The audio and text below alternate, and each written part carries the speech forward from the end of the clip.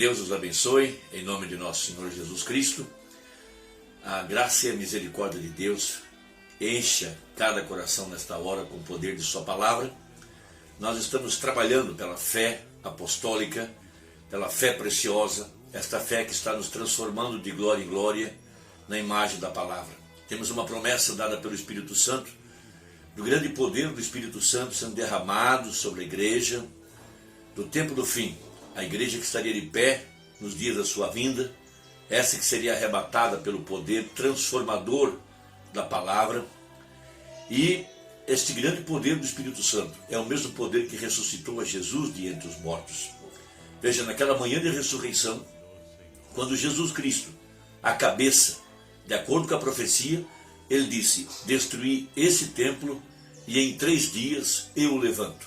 Sendo Cristo a cabeça da igreja, quando ele se levantou na manhã do primeiro dia, naquela manhã de ressurreição, veja, todo o corpo de nosso Senhor Jesus do Velho Testamento, de Adão até o ladrão da cruz, todo esse corpo foi levantado da sepultura pelo poder da ressurreição de nosso Senhor Jesus Cristo, porque é o Espírito que vivifica. Jesus Cristo, sendo a cabeça, é a cabeça que move o corpo. Então, quando a cabeça se levantou, misteriosamente, veja, sem que nenhum anjo viesse com uma pá para abrir sepultura, todos os membros do Velho Testamento que olharam para a cruz, eles olhavam para a frente, olhavam para a cruz, eles sabiam que aquele dia no Calvário poria fim ao pecado e que eles ressuscitariam. Foi por isso que José, sendo um profeta, ele sabia que a ressurreição se daria na Palestina. Ele disse aos seus irmãos que quando eles saíssem do Egito, ele sabia da profecia que Israel permaneceria 400 anos no Egito. Então ele disse: quando vocês saírem daqui e forem para a terra da promessa, tomem os meus restos mortais e os levem consigo. Porque José sabia que quando Jesus Cristo viesse para trazer a redenção através do seu sangue, e quando ele se levantasse da sepultura, todo o corpo do Velho Testamento se levantaria com ele.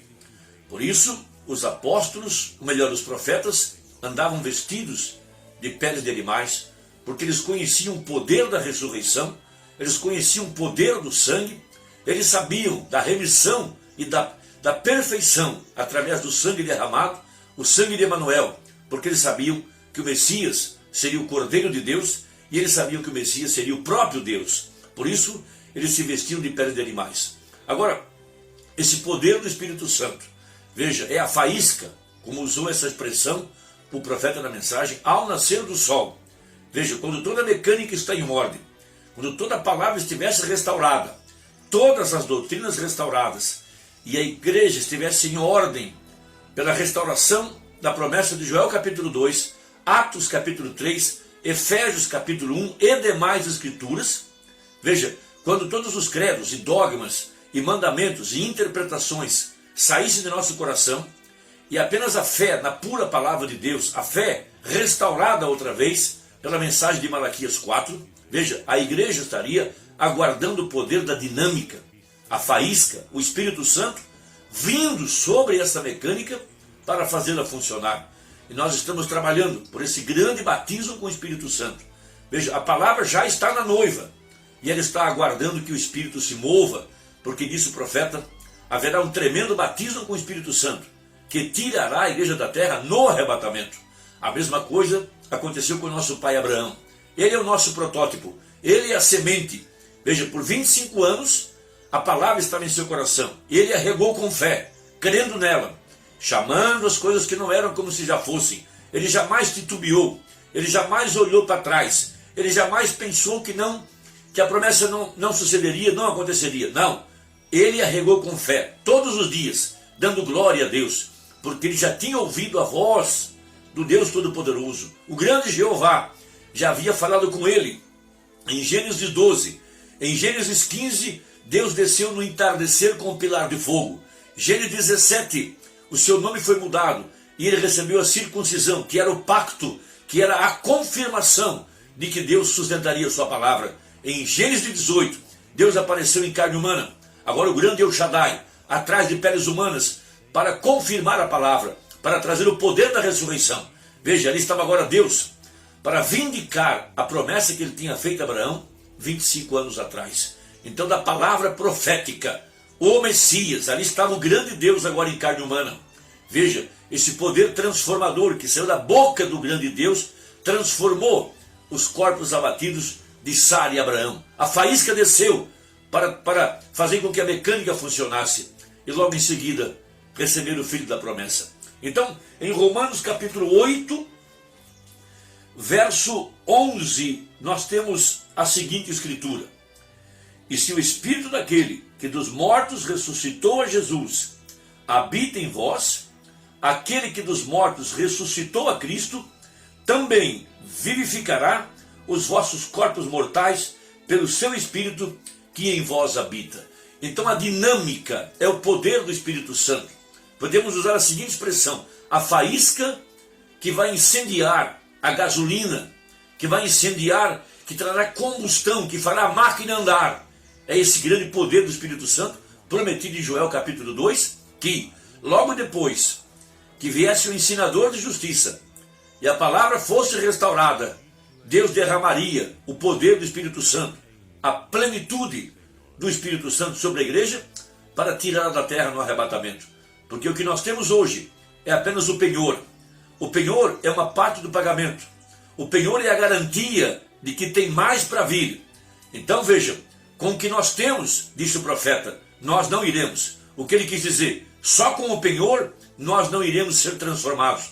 Precisamos da plenitude, da restauração completa da palavra, porque a palavra e o Espírito são a mesma coisa. Então o profeta de Deus, citando esse termo da faísca, no parágrafo 77 a seguir, na mensagem ao nascer do sol, ele prega o seguinte: notem bem, é o Espírito o que vivifica, é a faísca a que produz o fogo.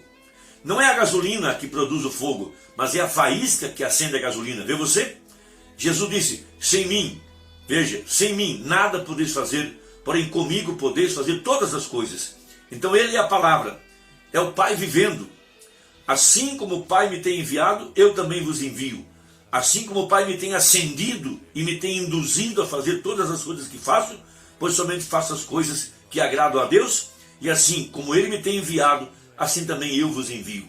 Veja, é a mesma mecânica e se necessita da mesma dinâmica para fazê-la funcionar. Ele disse: esses sinais seguirão aqueles que reclamarem ter dinâmica. A dinâmica tomará o lugar. Paulo disse: o evangelho não veio somente em palavras, somente em gasolina, podemos dizer, mas veio em faísca para fazê-la mover. Assim foi como nos veio. Então, através do seu corpo, da igreja, o Senhor Jesus tem manifestado o mesmo poder que estava em Jesus há 2000 anos atrás, agora através do seu corpo, através da sua igreja.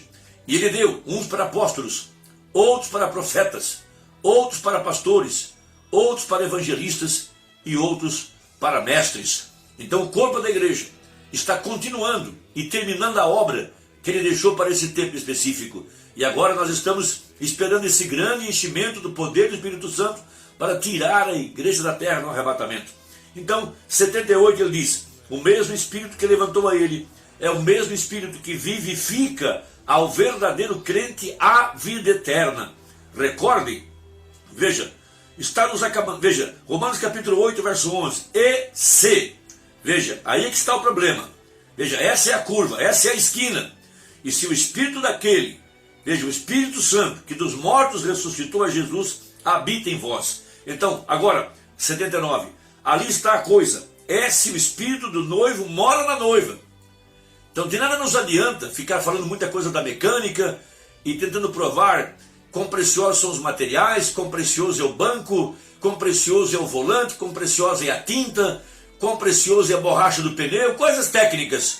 O que importa é a faísca para pôr fogo na gasolina.